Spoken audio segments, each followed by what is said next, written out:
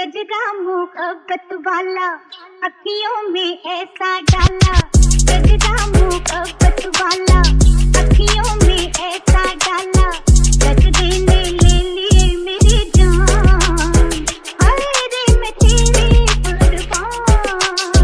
दुनिया है मेरे पीछे लेकिन मैं तेरे पीछे, अपना बना ले मेरी जान, अरे मैं तेरी कुर्बान। गजरा मोहब्बत वाला अखियों में ऐसा डाला, गजरे ने ले ली मेरी जान, अरे मैं तेरी कुर्बान।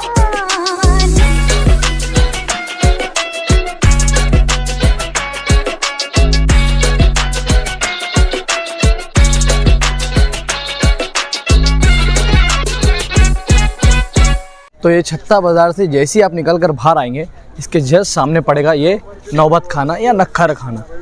ये वो दरवाज़ा है जहाँ से लोग जाया करते थे। लोग मतलब ऐसे वैसे लोग नहीं, इस दरवाज़े से आगे अगर जाना है, अगर आप कोई सवारी पे हो तो आपका शाही ख़ानदान में होना ज़रूरी है। मतलब कि शाही ख़ानदान के अलावा किसी भी लोगों को इस दरवाजे से आगे सवारी पर नहीं जाने दिया जाता था, वो पैदल चल के जाना पड़ता था अगर किसी को जाना है। वैसे तो ये दरवाज़ा लाल कलर का हुआ करता था, मतलब ये गेट जो है, ये नौबत खाना जो है, ये लाल कलर का हुआ करता था। मगर इसकी कमज़ोरी की वजह से अभी सरकार ने इस पर लामी वगैरह लगाई है और पुट्टी वगैरह लगा कर इसको कलर करवाया गया है। ये जो आप देख रहे हैं ना, सब इसमें अभी चेंजेस दिख रहे हैं। देखो आपको दिख रहा होगा, ये दिख रहा है। तो इसमें कई चेंजेस किए गए जिसकी वजह से इसको सफ़ेद कलर का कर दिया गया, और जो कुछ बचा था अवेलेबल तो उसको लाल कलर का छोड़ दिया गया। अगर सरकार ऐसा नहीं करती है तो देखने के लिए हमारे पास इतिहास में कुछ, मतलब फ्यूचर में हमारे पास देखने के लिए कुछ नहीं होगा। यहाँ पे आवाज़ गूंज रही है भाई। अब इस दरवाजे से जैसे ही हम अंदर जाएंगे तो ये अभी दरवाजे के अंदर से देखेंगे तो इसमें काफ़ी सारा काम हुआ है, जो अभी के चलते हुए काफ़ी सारी चीज़ें टूट गई हैं। पहले के ऐसा नहीं रहा है। इसमें काफ़ी कीमती पत्थर और हीरो से रिलेटेड चीज़ें इसमें लगाई गई थी, जिसको उसको खूबसूरत बनाया गया था। लेकिन ब्रिटिश एम्पायर के बाद इसमें कुछ बचा नहीं, जो काफ़ी चीज़ें निकाल कर वो यहाँ से ले गए। और यहाँ पर एक ख़ास बात और है, ये जो इसमें जो आपको ये खंभे दिख रहे हैं, पिलर्स, एक वो वाला, एक मिनट, एक वो वाला, ये पिलर्स यहाँ से आके, और एक ये वाला। इस पिलर से अगर आप यहाँ मुंह लगाकर कुछ बोलते हो यहाँ पर, तो वो आवाज़ उस पिलर के पास जो सुनेगा उसको सुनाई देगी। तो ऐसा कुछ यहाँ पे था। चलते अब दीवाने आम की तरफ।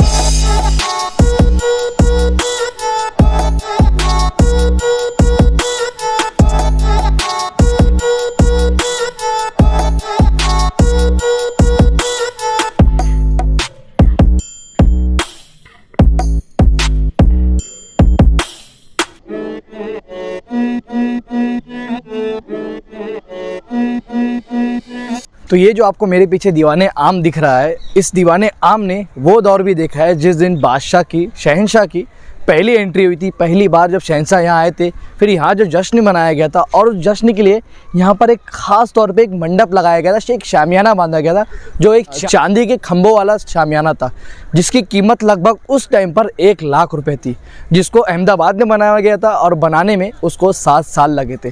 तो उस शामियाने को यहाँ बांधा गया था। पहली बार शहंशाह जब यहाँ बैठे थे तो उनका जश्न मनाया गया था। तो ये है दीवाने आम का बेसमेंट, यहाँ पर लोग बैठा करते थे और अपनी अपनी दिक्कतें, जो भी उनको परेशानियाँ हैं, वो शहंशाह को बताया करते थे। और यहाँ पे उस टाइम में कई लोगों के हक़ में कुछ बेहतर फ़ैसले हुए और कई लोगों के हक़ के ख़िलाफ़ भी फ़ैसले हुए, क्योंकि हमेशा 2 लोग एक साथ जीत नहीं सकते, किसी एक को हारना होता है। और इस दीवाने आम में ये जो आपको दीवारें दिख रही हैं, इस दीवारों में सोने का और कीमती पत्थरों का काम हुआ था, जो आज इस टाइम पे नहीं है, निकाल लिया गया है। फिर भी उसको निकालने के बावजूद यहाँ की खूबसूरती में कोई कमी नहीं आई है। उसके निकालने के बावजूद यहाँ के पत्थर भी कुछ इस तरह हैं जो काफ़ी खूबसूरत दिखाई देते हैं। इनके जो तराशे हुए जो जगह है, आपको बहुत सारी ऐसी जगहें दिखेंगी जो खाली दिखेंगी, ये सब, ये जिसमें कुछ बचा नहीं है। तो एक्चुअल में यहाँ पे काफ़ी अच्छे सोने जड़े हुए थे और कीमती पत्थर जड़े हुए थे कई तरह के, जो निकाल लिए गए। तो ये है दीवाने आम में शहंशाह के बैठने की जगह। और ये जो नीचे रखा है, ये रखा है तख्त, जिस पे वज़ीर खड़े होकर शहंशाह को अर्जियाँ पेश करते लोगों की, उनको बताया करते, जिसकी बिना पर फैसले हुआ करते थे। मैं ज़रा एक बात बताने के लिए मैं आपको ये बात बता रहा हूँ।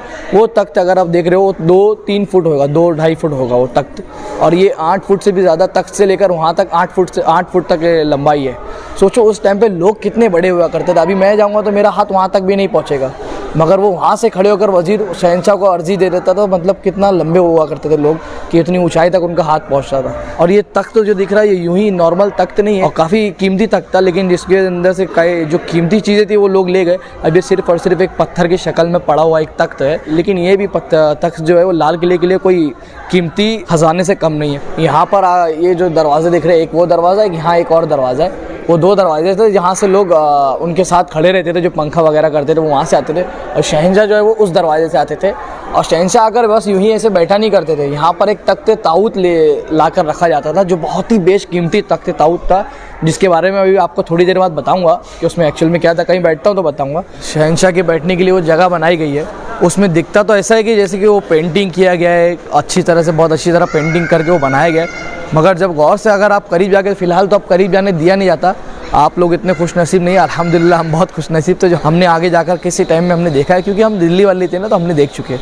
तो उसमें जो है वो बारीक संगे मरमर के अलग अलग कलर के पत्थरों से उसको बनाया गया है, बहुत ही खूबसूरत है। सब कुछ पत्थरों से काम किया गया है, कोई भी कलर्स, कोई भी पेंट का इस्तेमाल नहीं किया गया है। अगर आप लोग सही से इस चीज़ों के डीप में जाओगे ना, तो आपको इन जगहों की कीमत समझ में आएगी कि एक्चुअल में ये शहंशाह वगैरह, ये जो लोग थे पहले के लोग जो थे, वो थे क्या एक्चुअल में, किस मायने, क्या मायने रखते थे और क्या ज़िंदगी थी उन लोगों की। अभी की ज़िंदगी जो जी रहे अपन, ये डबल टी शर्ट पहन के ठंड में यहाँ सुगड़ रहे हैं, वो लोग सीना चौड़ा करके ठंड में भी घूमा करते थे, ठंडे पानी से नहा लिया करते थे। साला यहाँ सीना सुगड़ गया है।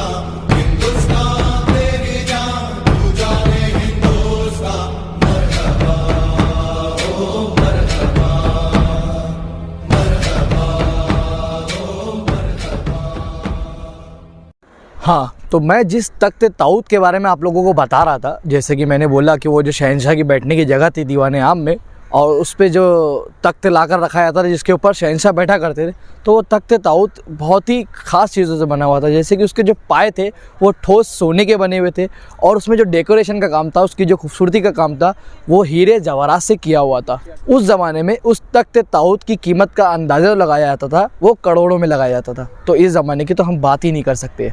तो फ़िलहाल मैं खड़ा हूँ ये दीवाने आम के पीछे, ये पीछे का हिस्सा है दीवाने आम का। दीवाने आम के मैं पीछे खड़ा हूँ, इसकी दीवारें भी मैं अभी यहाँ से देख रहा हूँ, इस टाइम पे अभी देख रहा हूँ, तो ये मेरे को ऐसा दिखती है जैसे ये यहाँ साइड गिर जाएगी, काफ़ी झुकाव हो गया है। तो अभी मैं दीवाने आम के पीछे खड़ा हूँ, दीवाने आम इसके आगे से है, इसके पीछे मैं खड़ा हूँ। यहाँ से इसके बाद हम जाएंगे दीवाने ख़ास में, जहाँ ख़ास फैसले हुआ करते थे शहंशाह से रिलेटेड, शहंशाह के परिवार या किले के अंदर से रिलेटेड फैसले हुआ करते थे दीवाने ख़ास में। तो चलते हैं अभी दीवाने ख़ास की तरफ। तो ये है दीवाने ख़ास, बहुत ही खूबसूरत है, बहुत ही ज़्यादा खूबसूरत। इसकी आप ये छत देख सकते हैं, ये छत चांदी की बनी हुई है। मतलब ये पूरा छत चांदी का नहीं है, इसमें लकड़ी भी। अभी देखो ये जो यहाँ पे दिख रहा है टूट गया इतना हिस्सा, इसमें ये जो जाली दिख रही है ना आपको, ये जाली, ऐसे पूरी जितनी जाली दिख रही है सब चांदी की दिख रही है, जिसकी वजह से यहाँ कोई बीच में कोई पिलर नहीं है।